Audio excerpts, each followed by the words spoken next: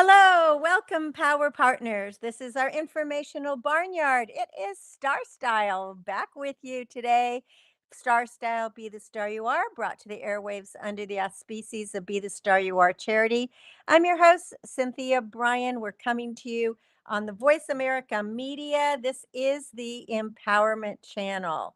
What we're going to be talking about today are some UFOs, higher power, and what about the American dream? Now, the world seems to be talking about UFOs a lot these days.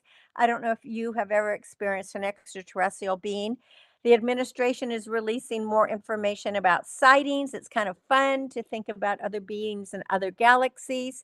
And my fellow author, Alan Cohen, wrote a beautiful and illuminating article in his newsletter, and I am going to share it. I contacted him. He couldn't be on the show, but he said, go ahead and share this because I really liked it.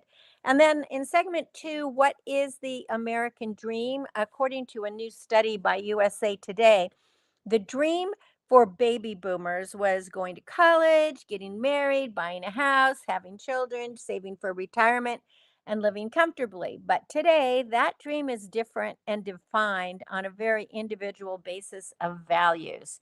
So we will dig more into that as we get into segment two. The miracle moment for today, brought to you from Be the Star You Are charity. Visit bethestaryouare.org. We just came out with our newsletter, so make sure to go to bethestaryouare.org and you can check it out right there on the home page under newsletters. This is from Roosevelt. Eleanor Roosevelt. The future belongs to those who believe in the beauty of their dreams. And since we're going to be talking about the American dream today, I thought that would be a perfect quote. Well, first, in segment one, though, I do want to talk a little bit about UFOs. Now, as I said, my fellow author, Alan Cohen, he's a best-selling author. He leads seminars and he lives in Hawaii. And he's been on our show several times. And he puts out this really very interesting newsletter. And this time it really resonated with me. And so I asked his permission if I could just read the newsletter to encourage you to check it out, and you can check him out at alancohen.com. It's ALANCOHEN. His insights are always really, really fabulous, and he does coaching services, and he just puts on really very inspiring events in Hawaii, so you might be interested in that.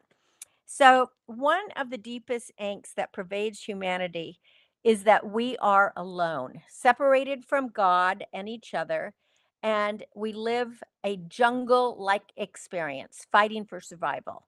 Now, who would not be fearful under that kind of worldview? The belief in some kind of power higher than humanity alone is comforting, and it does give us hope. Now, what we call that higher power is less important than that we acknowledge it and connect with it. I have the greatest respect for the 12-step program, like Alcoholics Anonymous, in which participants admit we are powerless over our addiction and our lives have become unmanageable. And we came to believe that a power greater than ourselves could restore us to sanity. This is the reason I believe that 12-step programs are the most effective therapy of the current century. And again, I am reading, this is from Alan Cohen's newsletter. I also find it fascinating that the YouTube commenter regarded possible communication with extraterrestrials in a positive light. This is a huge statement of faith over fear. When I was growing up, and this means Alan Cohen growing up, all the UFO movies portrayed aliens as bloodthirsty warmongers coming to destroy the earth or subjugate us as slaves.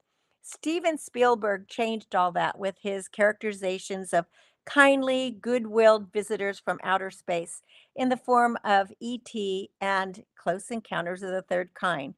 And I have to say, as an aside, I could watch E.T. and Close Encounters over and over. I love, love, love, love those two movies. I mean, who hasn't said, call home, E.T., call home? Back to what Alan says. The two possible interpretations of extraterrestrials as either hostile or friendly provide a very clear projective test of the mindset of humanity. A Course in Miracles tells us that there are only two thought systems: love and fear.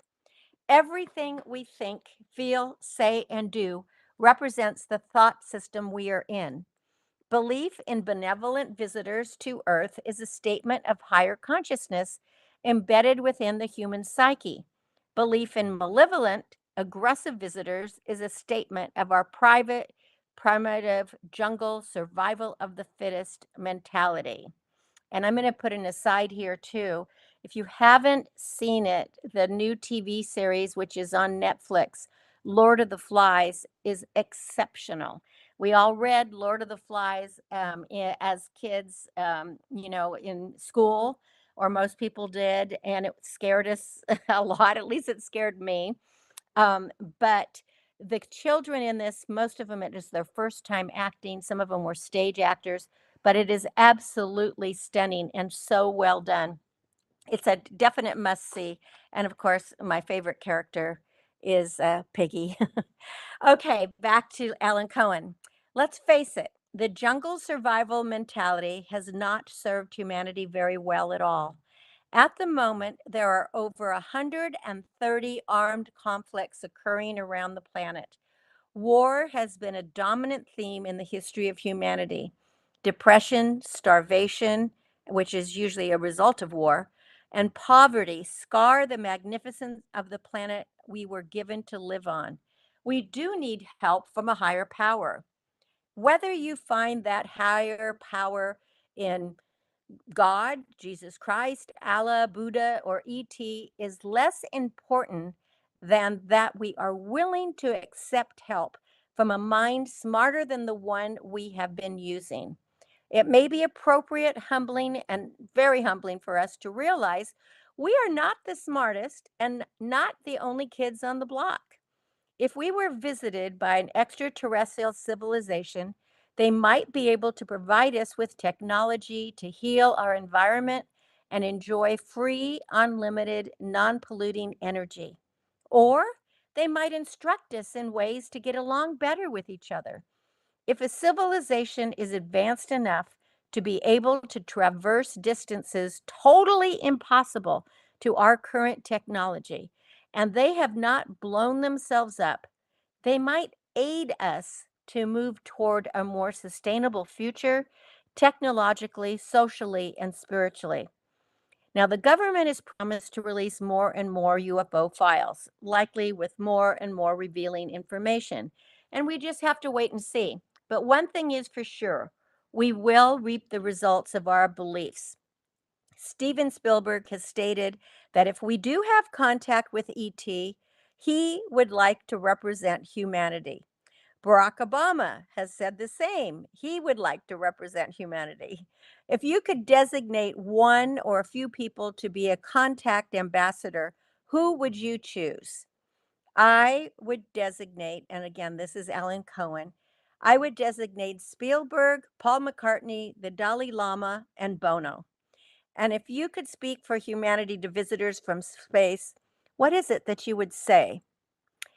Jesus said, "In my Father's mansion, there are many rooms." We may be on the threshold of opening some more doors to those rooms. And we may be entering an era where ET phoning home is not a long distance call after all.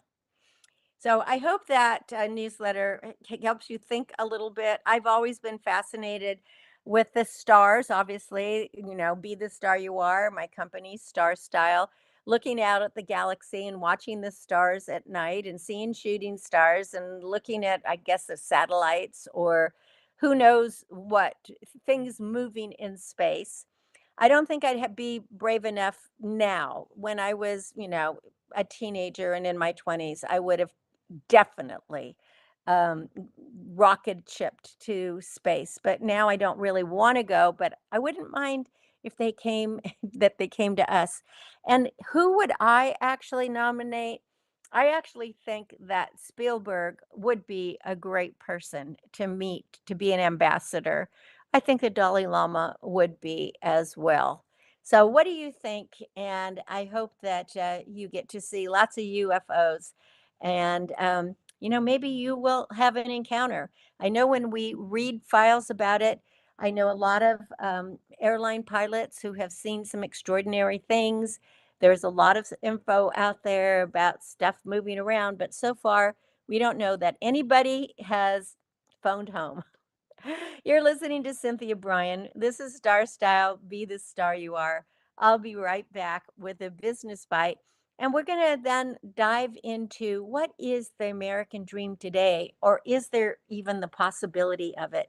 Stay with me. There's a lot more to come.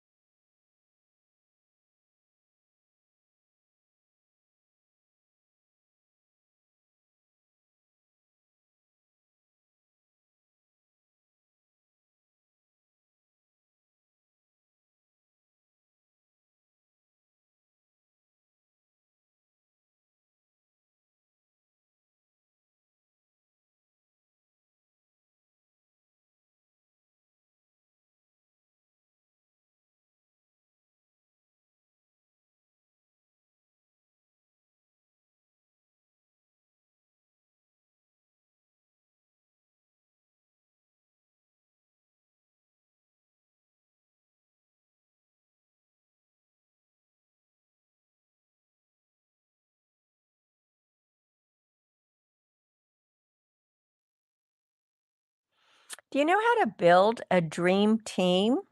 Do you know how to build loyalty with those you employ? I work with volunteers and not employees, but building a dream team of dedicated people is the same thing. You need to have a clear vision and mission that appeals to your team as well as your customers. Happy employees equal happy customers because joy is contagious. A leader must model integrity, energy, and the ability to connect with each individual. Engage, ask questions, be curious and caring. Consistently walk your talk if you want to encourage trust in your values. Be a coach who plays with respect and professionalism. Believe in your team, and they'll believe in you. You are the star of your own productions. Turn your passions into profits. I'm Cynthia Brian with another business bite from Starstyle.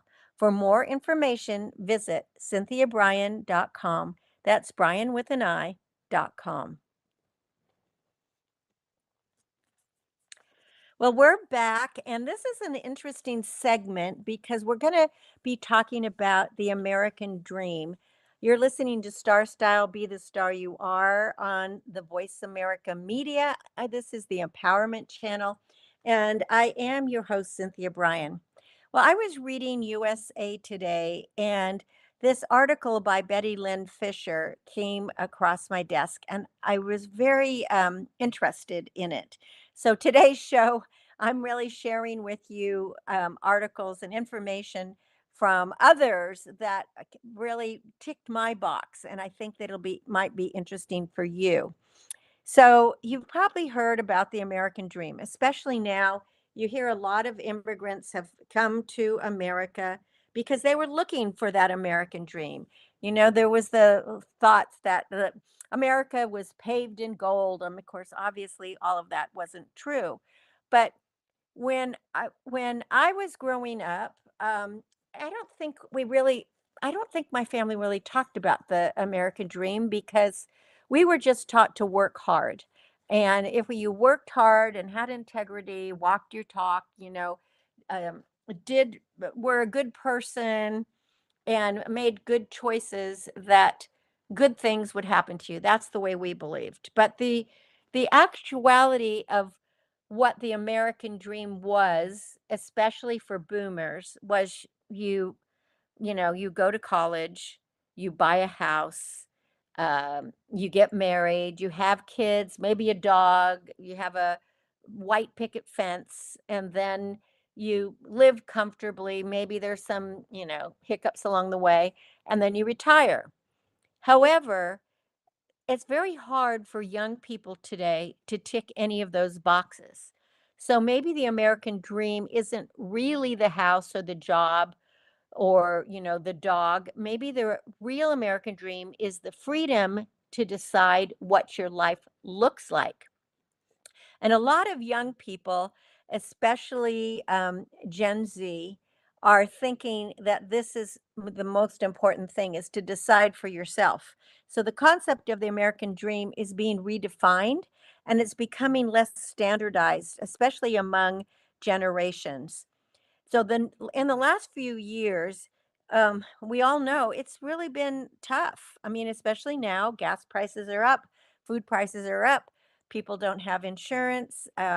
My daughter just had an appendectomy, and it was an emergency.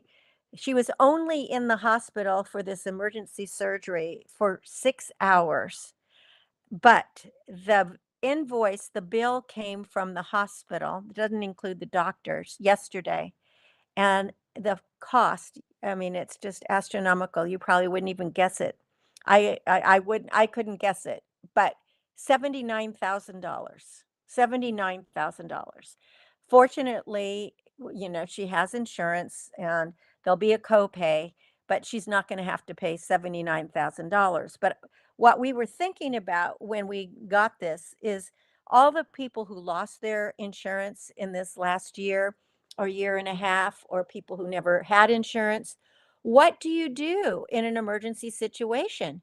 I mean, this was an emergency. She was rushed to the hospital and they put her into surgery right away before her appendix ruptured because then sepsis could set in and then it could be very bad. But who can afford $79,000 for a 6 hour procedure? I mean, this is really getting crazy. Now, getting back to the American dream, is it still alive? I think it is, but it's no longer defined by a shared and uniform vision from long ago or from even 50 years ago.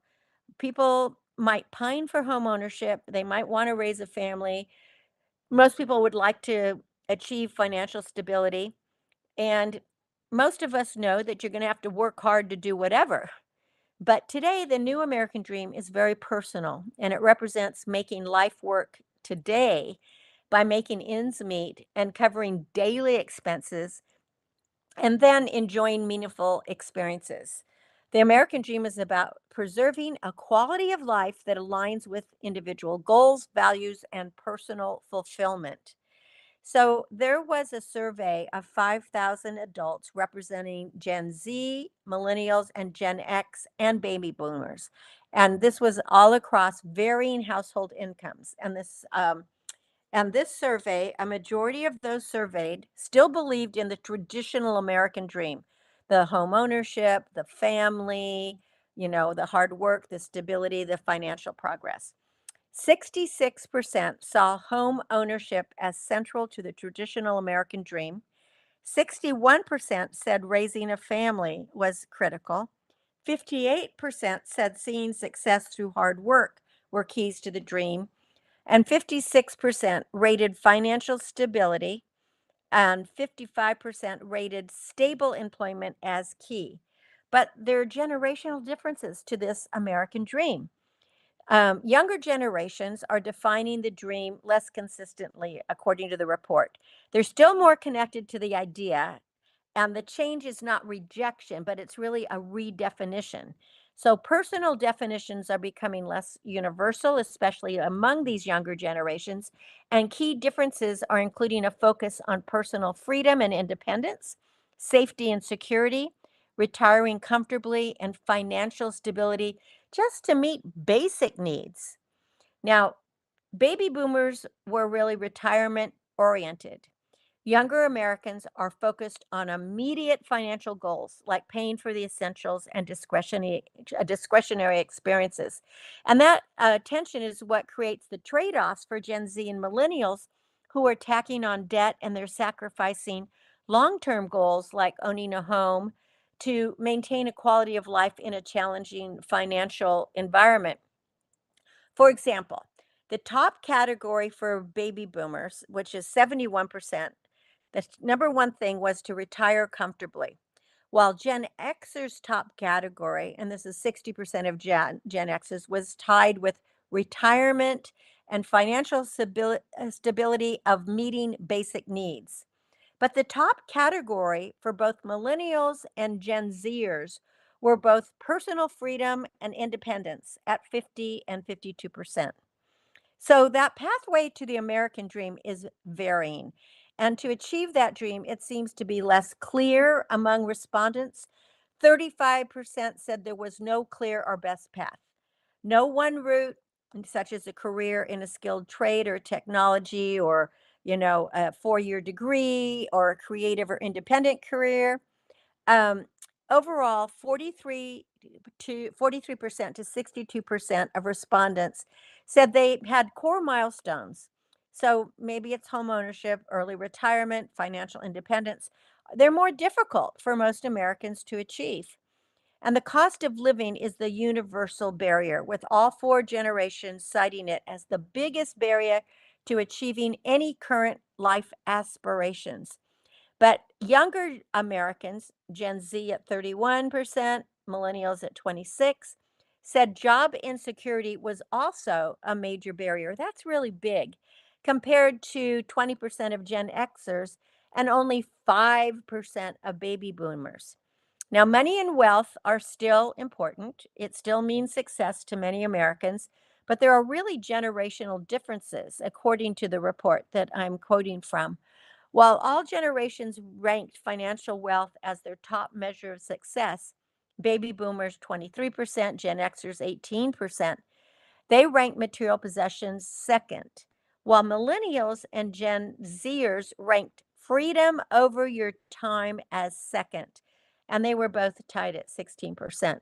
So many Americans are choosing a quality of life over status and wealth accumulation, and they're seeking personal experiences and control, like flexibility at home and work, even if it means trading in long term savings. When I read this, I thought of how Gen Zs will pay a lot of money to go to a concert or the World Cup or whatever. Whereas older generations, they might have the money to do it now. But when they were the ages of Gen Z, there's no way they would have put their money there. Now, 79% of baby boomers said that they owned a home. 64% of Gen X own a home, 59% of millennials, and only 29% of Gen Zers. But of course, they're much younger. And among these younger generations, 78% of millennials and 84% of Gen Zers said they hope that one day they would own a home, but they know that it's going to be harder than in previous generations. Well, all you got to do is look at the costs out there. Where it doesn't even compare. It used to be you could put a few $1,000s down and you could get a loan for the rest of the house. Now it's hundreds of thousands. It's so expensive.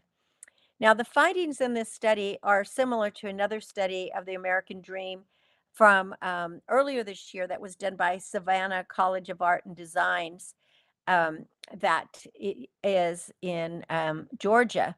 In that study, Gen Z and millennials said they felt the path to financial stability is steeper and more precarious than it was for past generations, and that the dream really felt outdated, outmoded, or very different and very distant. So the bottom line that I gather from it is that financial security has become the most important aspect of the American dream for everyone, but especially for young um, for the young respondents, and that the American dream isn't that perfect thing anymore. And the real American dream is to decide what you want to be and how you want to get there. So we just can't kind of follow that whole idea of grow up, go to college, get married, have kids, get a dog, buy a house, get the white picket fence, save for retirement, and hopefully you'll be fine because of the cost of everything today. And insurance is kind of out of whack for everybody. Home insurance, health insurance. Now you're supposed to have long-term care insurance because you're living longer, and a month in a long-term care facility can be $10,000 to $12,000 a month. So very, very expensive to live. So try to figure out what your American dream is, and we always say if you fail to plan, you've planned to fail. So think about it, write the plan, and then try to do it. Well, that's the show for today. I hope that you have enjoyed it and you'll go out and look at the night sky and maybe you'll see some shooting stars, or who knows, maybe you'll even see a UFO. Whatever it is, you can change your life, you can make your dreams come true. For more information about Star Style Productions or to get any of my books, and we're really focusing on reading for the summer, so you can go to cynthiabrian.com, just click on the store, and there are 12 different books there that I've written that are for all ages. Also at bethestaryouare.org, we have a book review section which is done by our teens, and you can find books that would be appropriate for all ages, from kids to adults. That's bethestaryouare.org. My aim is always to encourage, inspire, inform, amuse, and motivate. See beyond your physical being. Know you are already the star you dreamed of becoming. Cherish the past, dream of the future, and celebrate every moment of your life. And because I'm focusing on literacy this month, read a book. And if you don't want a book, read a magazine, read something. It's really will help you be the most wonderful that you can be. It's going to expand your mind. Until next week, when we play again here in the Star Style Barnyard, remember that love always wins, kindness always prevails, and smiles keep us happy. I am Cynthia Brian for Star Style. I thank you and encourage you to be kind, inclusive, live with integrity, be truthful, embrace cultures, love unconditionally, encourage others, be generous, read, lead, succeed, communicate, collaborate, and innovate. And most of all, be your unapologetically authentic self, because everyone counts. Go out in the world, be the star you are, make it a great week, and I hope that